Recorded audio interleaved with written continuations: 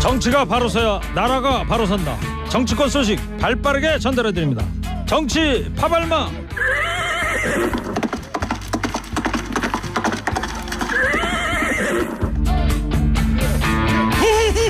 오늘도 열심히 달려보겠습니다. 오늘은 최수영 시사평론가 그리고 전 경기도 대변인 김홍국 박사와 함께합니다. 자, 최진봉 교수가 오늘 토론회가 있어서 대신 김홍국 박사가 나왔습니다. 어서 들어오세요. 안녕하십니까? 네, 안녕하십니까? 자, 청취자 여러분, 청담동 술자리 의혹에 발단이 됐던 첼리스트가요, 경찰에 거짓말을 했다는 취지로 진술하면서 김의겸 민주당 대변인이 유감을 표명했는데요. 여러분, 이 상황을 보면서 어떤 생각이 드시는지 오늘 네 글자로 간결하게 받아보도록 하겠습니다. 간간히 소개해드리도록 하겠습니다. 자, 시작해보겠습니다. 대장동 의혹을 수사하는 검찰이 이재명 민주당 대표에 대한 본격적인 이제 수사에 들어갔어요, 그죠? 그렇습니다. 그러니까 저 김용 부원장하고 이제 정진상 실장 구속된 그 대장동 사건도 별개로 지금 그 지난해 제기됐었죠, 대선 과정에서 이재명 그 대표의 배우자 김혜경 씨가 그 법인카드 유용 의혹 있다고 이제 제보한 사건이 있었습니다. 그래서 그 제보한 사건이 그래서 이제 뭐 사과됐죠, 이제 김혜경 씨가. 근데 그 공익 제보자를 불러서 조사하고 이 대표의 주변인들에 대한 계좌 추적에 나서고 있는 등 하여튼 이 대표에 대한 본격적인 수사, 그러니까 대장동 사건의 별개로 대선 때 제기됐던 이런 사안에 대해서 조사가 진행되고 있습니다. 그래서 근데 여기서 좀 특별한 게 하나 나왔어요. 그러니까 공익제보자 A 씨를 불러서 조사하는 과정에서 이 공익제보자가 아니 그 지난해 6월 달에 집에서 그 사무관이 담당 그 사무관 했던 배모 씨가 이 대표 자택에서 현금이 된 종이 가방을 갖고 나와서 이게 들고 나는 장면을 봤다고 했는데 이게 지금 말씀하시는 거 어제 KBS 단독 보도입니다. 그래서 이제 여기 한 1, 2억 원쯤 된다 그러면서 입금하러 간다 이 얘기를 했다는 겁니다. 그걸 진술했기 때문에 검찰이 지금 최근 그러니까 저 다시 좀 법원에다가 그럼 계좌 추적에 대한 영장을 좀 발부받아서 조사하겠다. 지금 그렇게 진행되고 있는 상황입니다. 네, 저 집에 현찰 얘기는 노웅래 의원 얘기도 나오고 그랬는데 네. 집에 현금을 보관하고 있는 것, 측근에게 입출금을 맡겼다는 것도 그 자체로 뭐 불법은 아니잖아요. 불법은 아니죠. 근데 네. 시기적으로 아주 미묘한 부분들을 들여다보고 있다는 생각이 들어요. 왜 그러냐면 말이죠. 그 김용 전 부원장이 자, 그 총 8억 4천만 원에 달하는 돈을 받았는데 대장동 일당으로부터. 그런데 6월 달에 초에 2억 그다음에 6월 중하순에 3억 이렇게 받았다고 진술했거든요. 그렇게 이제 공여자들이 진술한 거예요. 김용 부원장은 그 이제 아니라고 하고 있지만, 근데 시기가 미묘하게 지금 봤다는 시기가 6월 달이기 때문에 혹시 이 부분과 연관성이 있느냐, 요걸 좀 검찰이 들여다보겠다 하는 것 같습니다. 네, 그러니까 검찰이 이 돈이 이른바 그 대장동 일당으로부터 나왔을 거 아니냐, 그렇죠. 이런 가능성을 살펴보고 있다는 것이고. 네. 이게 뭐 확인된 건 아직 확인된 건 아니고요. 아니죠. 이제 그 진술이 그렇게 진술이 나왔다는 겁니다. 네. 자, 이 보도를 접한 이재명 대표나 민주당 입장은 어때요, 김홍국 박사님? 네, 이재명 대표가 뭐 바로 얘기하지는 않았고요. 민주당 공보국에서 바로 입장을 내놓았습니다. 대선 경선 기탁금 그리고 경선 사무실 임차비 2억 7천만 원이었고요. 이것이 이제 도청 계좌에 입금된 이후에 통장 예금을 나중에 이제 인출을 했습니다. 그 시기가 2019년 3월 20일에 1억 5천. 그리고 19년 10월 25일에 5천, 그리고 2020년 3월 13일 그때 그 이재명 대표의 모친상이 있었지 않습니까? 그때 이제 모친상에 왔던 분들이 조의금을 낸 것들 그런 현금들을 보유하고 있었다. 그리고 이것은 2020년과 21년 재산신고 공직자 재산신고서에 이미 다 명시가 돼 있는 사안이다. 네, 그 금액이 그대로요. 그렇죠. 네. 그 얘기를 했는데 이 부분에 있어서는 그렇기 때문에 민주당 공보국은 이 같은 이 불법 자금이 오갔다는 것은 성립이 불가능한 얘기다. 그리고 그러니까 지금 어제 보도대로 배모 씨가 이제 집에서 이재명 대표 집에서 현찰을 갖고 나간 건 맞는데 다 입금을 시킨 거다, 은행에다. 그렇죠. 그리고 이것은 이제 검찰이 명예훼손을 위한 악의적인 주장이다라는 것이 민주당 공보국의 얘기입니다. 저는 좀 검찰이 사실은 뭐 KBS가 어떻게 단독 보도했겠습니까? 검찰이 뭐 일부 이런 부분을 흘렸을 거고요. 그렇다면 최소한 야당 대표 아니겠습니까? 마치 야당 대표를 돈 현찰 들고 와서 거래하는 것처럼 거의 잡범 도둑으로 지금 취급하는 거 아닙니까? 결국은 뭐냐면 이재명 대표를 이 돈이나 거래하고 받고 하는 뇌물을 받고 하는 그런 사람으로 이미지를 형성하겠다는 게 검찰의 이 과거의 잘못된 관행처럼 되는데요. 저는 최소한도 야당 대표나 여당 대표나 이 정도 되는 분들이 되면 최소한의 기본 예의 절차는 지키고 정말 확인된 내용 가지고 나중에 가서 그걸 밝히면 괜찮은데 아니 그 얘기는 뭐 진술했다고 그래서 모든 걸 다 바로 이렇게 흘리고 하면은 최소한 우리 정치와 또 검찰 사법부와 입법부 또 정당의 관계가 있을 때 최소한의 예의는 지킬 필요가 있다. 대신에 만일의 경우 정말 그런 범법이 있다면 이건 단호하게 처벌받아야 될 텐데 지금 이런 내용들이 흘러나오는 것은 별로 그렇게 바람직해 보이지는 않습니다. 네, 알겠어요. 자, 이재명 대표 관련된 보도가 있어서 여기 앞에 소개를 해드렸고요. 자, 이런 가운데 오늘 새벽에 대장동 키맨이라고 부르는 사람이죠. 김만배 씨가 구속 1년 조금 넘는 기간 동안 있다가 석방이 됐어요. 김만배 씨 구치소에서 나오면서 기자들 앞에서 했던 얘기 들어보겠습니다. 소란을 일으켜서 여러모로 송구스럽다는 말씀드리겠습니다. 그리고 법률적 판단을 떠나서 죄송하다는 말씀도 드리겠습니다. 그리고 향후 재판에 성실히 임하겠습니다. 변호사 회장 만난 적 있으시죠? 김건희 씨가 주가 조작한 사실 알고 있었죠? 네. 자, 마지막에는 좀 약간의 소란도 좀 있긴 있었는데 김만배 씨가 이제 나오면서 소란을 일으켜서 죄송하다 일성으로 이런 얘기를 했어요. 네. 어떤 의미라고 봐야 됩니까? 뭐 어쨌든 본인으로 인해서 이 대장동 전국이 벌어진 거고 그래서 저는 이제 그 지금 침묵을 지키겠다고 본인이 얘기하는데요.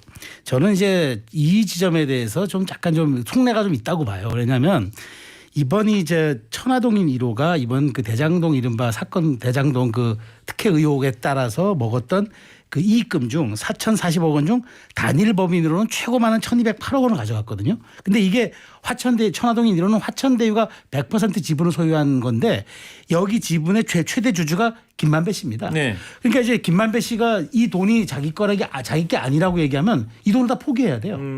그리고 이제 이 돈이 1,200억을 그렇죠. 그다음에 여기에는 물론 이제 지분으로는 남욱 25% 있고 정영학 16% 있다 그러는데 어쨌든 최대 주주가 그 김만배 씨입니다. 그러면은 이걸 자기가 이 돈을 뇌물로 줬다라고 얘기하는 순간 본인은 이 돈을 포기해야 되고 또 하나는 뭐냐면 뇌물공여죄와 정치자금법 위반 혐의가 추가됩니다. 그러니까 이게 본인으로서는 애매한 부분이 있는데 그래서 지금 진술도 거부하고 어떤 인터뷰도 하지 않겠다라고 얘기를 하는데 저는 과연 근데 유동규, 남욱 이런 진술들이 다 일치한다고 그러면은 과연 김만배 씨가 법정에서 같이 맞닥뜨렸을 때 어떻게 끝까지 아니라고만 할 것이냐. 그러니까 지금의 침묵이 법정까지 끝까지 갈 것이다라고 예측하기 조금 힘든 것 같아요. 네, 앞서 들었을 때 이제 김만배 씨가 어떤 언론하고도 인터뷰를 개별적으로 안 하겠다. 이 발언한 것 관련해서 지금 답변을 해주신 건데 침묵하겠다는 이유가 유리한 게 없기 때문이다. 그렇죠. 뭐 그런 분석이신 것 같고요. 자, 김홍국 박사님, 앞선 유동규 씨가 이 남욱 씨가 천화동인 1호에 이재명 측의 숨은 지분이 있고 배당 수익 중에 700억 원을 약속했다. 이 이야기를 모두 김만배 씨한테 들었다. 이른바 전원 들었다. 전문 뭐 이런 얘기 아니에요? 김만배 씨의 앞으로 진술 방향이 주목이 되는데 근데 오늘 새벽에 이 들었던 얘기 보면은 김만배 씨가 유동규나 남욱 씨처럼 이렇게 폭로전에 가세할 것 같지는 않아 보이는데 어떻게 보세요? 좀 저는 스타일이 좀 다르다.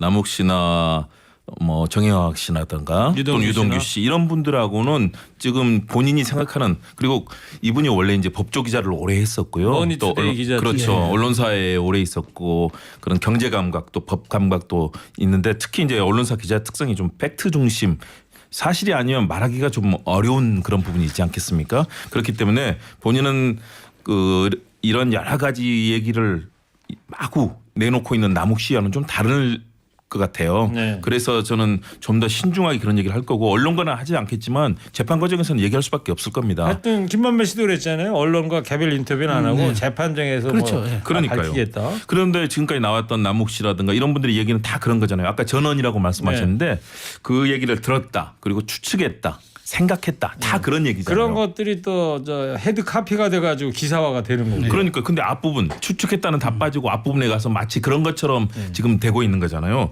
그리고 사실은 이분들이 결국은 소위 말하는 대장동 일당 아니겠습니까? 그렇다면 그 엄청난 돈을 대해서 관련됐던 범죄군을 형성했던 분들이기 때문에 이분들끼리 사실은 저는 그랬을 가능성이 있다고 봐요. 네. 모여서 우리가 이렇게 했는데 나중에 이 일이 탄로나면은 이재명 시장 측에 뭔가 우리가 조치를 취해야 되지 않겠느냐. 이거는 이 몫으로 해놓자.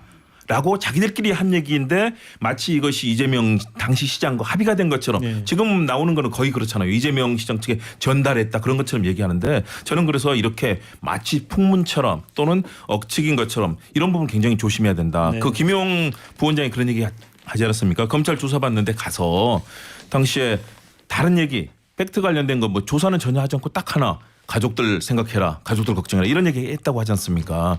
그런 것처럼 남욱 씨라든가 유동규 씨 다 아마 그런 검찰의 얘기를 들었을 겁니다. 알겠습니다. 겁이 나고 앞으로 미래가 걱정이 됐을 텐데 이 진실성을 과연 어느 정도인지 저희가 정확하게 확인하고 그다음에 얘기해야 된다. 그렇지 않으면은 끊임없는 억측과 오해 그리고 더구나 이건 굉장히 중요한 사건 아닙니까? 알겠습니다. 저 최수영 평론가도 달려야 되니까 네네. 알겠습니다. 시간 안 되는 네, 같이 가시죠. 자율적으로 좀 알아서들 예. 해주시고요. 알겠습니다. 자, 최수영 평론가님, 네. 자, 이 검찰에서 유동규 씨 진술에 부합하는 핵심 물증을 다수 확보했다 이런 보도도 있던데요. 이건 어떤 내용이에요? 그러니까 오늘 일간지가 단독 보도했는데 그 검찰이 청구한 구속영장 청구서에 보니까 정 실장 혐의와 관련해서 핵심 관련 진술자들의 진술이 일치한다면서 통신 거래 계좌 내역 이런 것들을 계속 했다는데 보니까 상당 부분 여기에 좀 부합하는 유동규 씨의 진술이 일치하는 데 부합하는 뭐 대화 통화 녹취록이라든가 문자 메시지 통화 계좌 거래 내역 그다음에 금품을 조성 전달한 관련자들의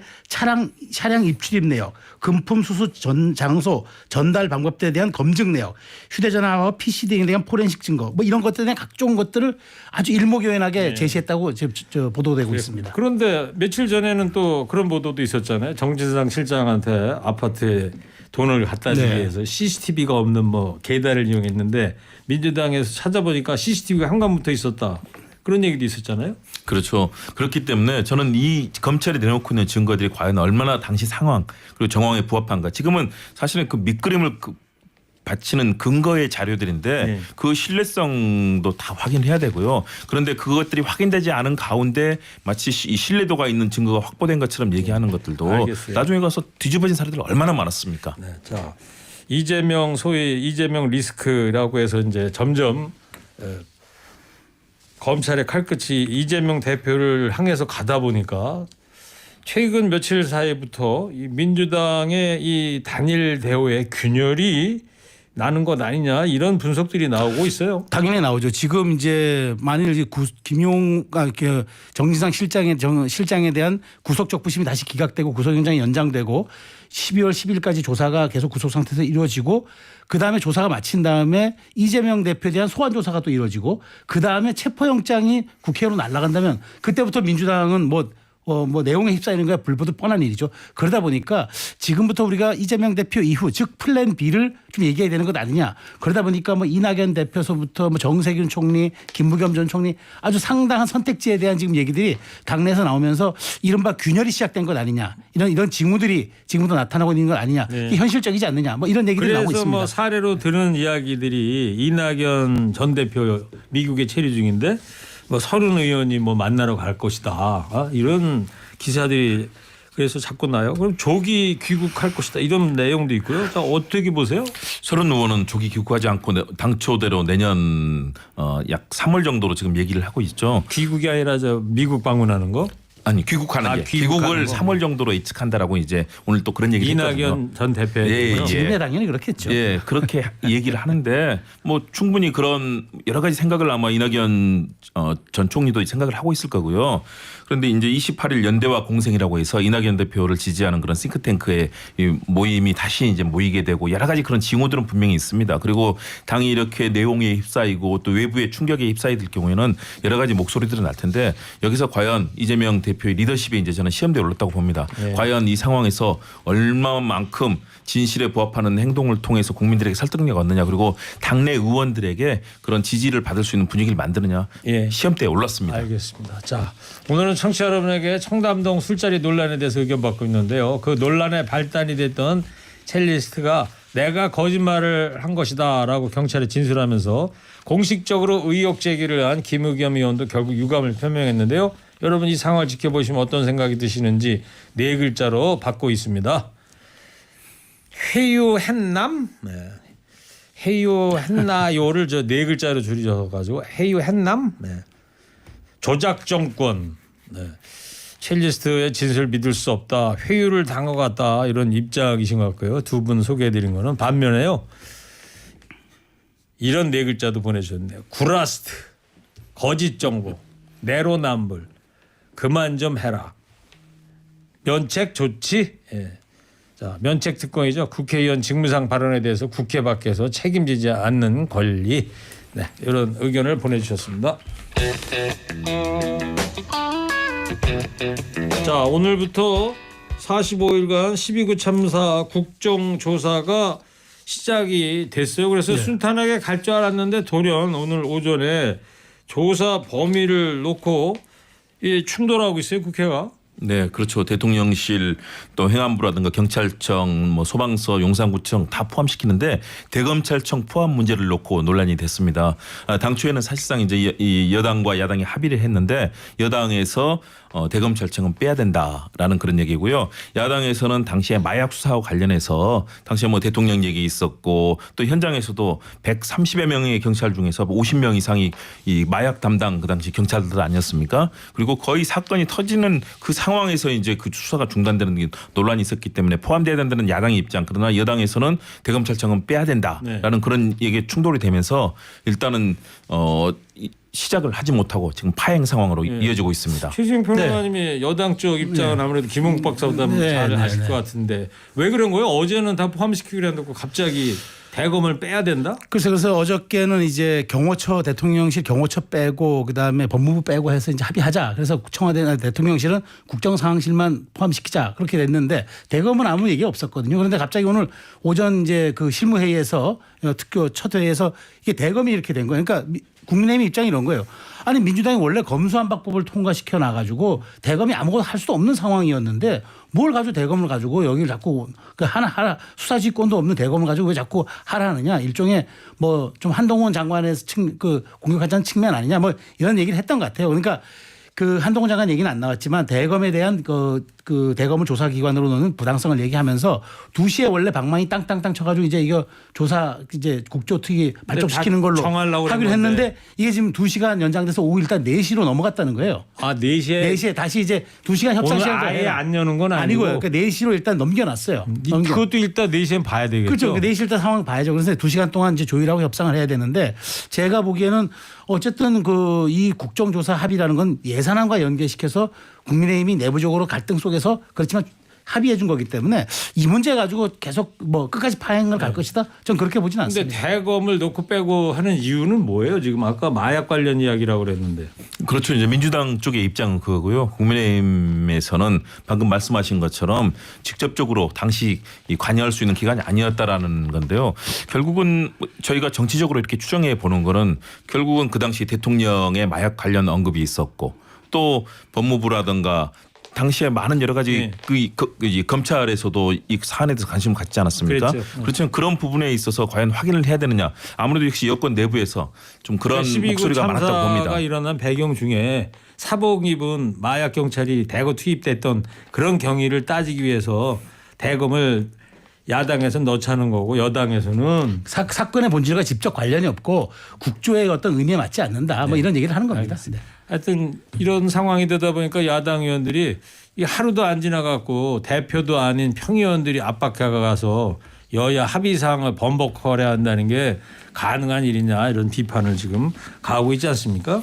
그렇죠. 서로 합의를 했으면 사실은 그 합의 사안에서 움직이고 또 세부 조율을 해야 되는데 근데 앞으로도 첩첩산중이거든요. 뭐 조사 뭐 대상 세부 대상을 결정하고 또 기간에 대해서 지금 논란이 되고 있습니다. 여러 가지 합의할 일이 많은데 이렇게 초반부터 삐걱거리는 거 결국은 힘겨루기라고 보여지는데요. 그 부분 좀 서로 잘 합의했으면 합니다. 뭐처럼 협치 좀 하나 했는데 또 이따 4시에 다시 연다고 그러는데 그거는 봐야 되겠는데 참 이렇게 됐습니다.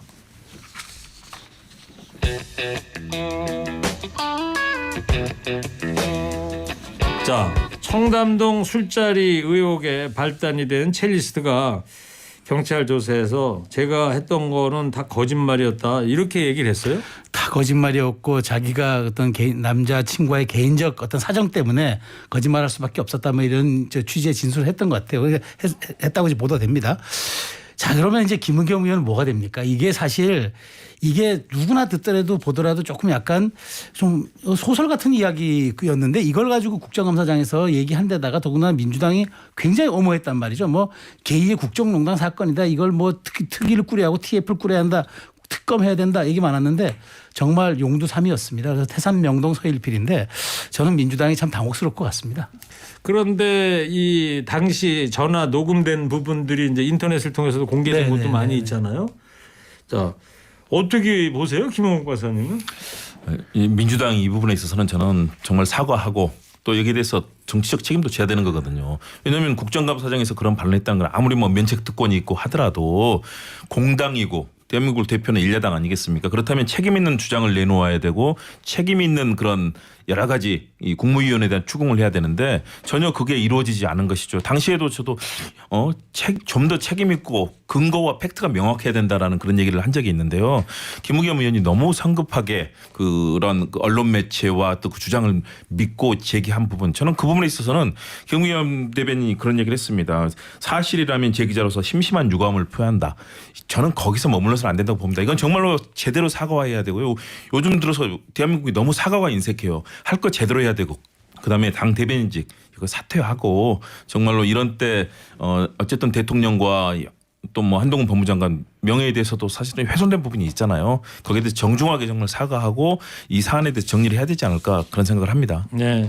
자, 그러면 김의겸 의원을 지원 사격해온 민주당 입장에서는 이제 궁지에 몰린 상황이라고 봐야 되는데 자, 이 상황 이제 어떻게 해야 된다고 보세요, 최수영 평론가님? 저는 뭐 지금 말씀하신 대로 김의겸 의원은요, 뭐 유감 표명 이렇게 어물쩍 넘어가면 안 됩니다. 그리고 밑에 또 한 줄 달았어요. 다시 이런 일이 생긴다 해도 자기 또 질문할 것이다라고 얘기했는데 이건 뭡니까? 그래서 저는 이 부분에서 민주당이 좀 손절해야 한다. 그리고 깔끔하게 사과하고 앞으로 가짜 뉴스 갖고 검증이 안 된 사실에 대해서는 앞으로 좀 더 신중을 기하겠다. 공식적인 입장도 내는 것도 필요해 보입니다. 자, 최수영 평론가는 이제 첼리스트의 의견 내가 다 거짓말했다는 게 100% 확신을 하시는 저는 거고. 확신하고 있습니다. 보내주셨으니까. 저도 뭐 거의 뭐 그걸 믿는 거죠. 만약에 그렇지 않다면 이 정도 얘기 나올 수는 없는 거고요. 네. 그 마지막까지 최종적인 확인을 해야 되겠지만 이 정도 됐다면 저는 깨끗하게 사과하고 말씀하신 것처럼 뭐 앞으로도 상황이 되면 또 그렇게 뭐 책임을 다하겠다. 이거는 안 되는 거죠. 제대로 확인하고 국민들께 신뢰받을 수 있는 그런 활동을 하겠다라고 해야 되는 거고요. 그리고 제대로 이번에는 사과할 것, 책임질 것 그렇게 해야만 국민들이 인정을 할 겁니다. 여당 야당 할 것 없이 이런 사안에 대해서는 깨끗하게 정리하는 게 좋습니다. 예, 알겠어요. 자, 여기까지 하고요. 예. 속보가 막 들어왔는데요. 정진상 정무실장에 대한 구속 적부심 오늘 2시까지 됐어야 되는 거 아닙니까? 지금 속보가 들어왔는데 기각이 됐네요. 네. 그래서 구속이 유지되는 걸로 거죠. 결정이 됐습니다. 자, 오늘 청담동 술자리 논란 의견을 받고 있는데요. 예, 네 글자로 소개해드리겠습니다. 권력 눌림 아님 말고 다 똑같아. 의겸남불. 예, 김의겸 의원을 빗대서 의겸남불 뭐 이렇게 해보셨고요. 다 거짓말. 예. 자, 헷갈리실 겁니다. 전부 다. 예. 자, 마지막으로 두 분도 한 줄 평 해주시기 바랍니다. 청담동 술자리 의혹에 발단이 된 첼리스트가 경찰 조사에 거짓이었다고 진술해서 김의겸 민주당 대변인도 유감을 표명했는데 여기에 대한 두 분의 생각 네 글자로 얘기해 주시기 바랍니다. 최수영 평론가부터 해주세요. 3, 2, 1. 황당무계. 이거 장난이 너무 심한 거 아니오? 장난이래. 이거 사자성어가 장난이야? 자, 이어서 김홍국 박사님 해주세요. 네. 3, 2, 1. 진심 사과. 이건 너무한 거 아니냐고. 둘 다 너무 평범했답니다. 예.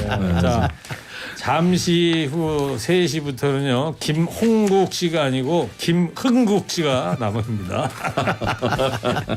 자, 정치 파발마 지금까지 최수영 시사평론가 김홍국 박사였습니다. 두 분 감사합니다. 감사합니다. 고맙습니다.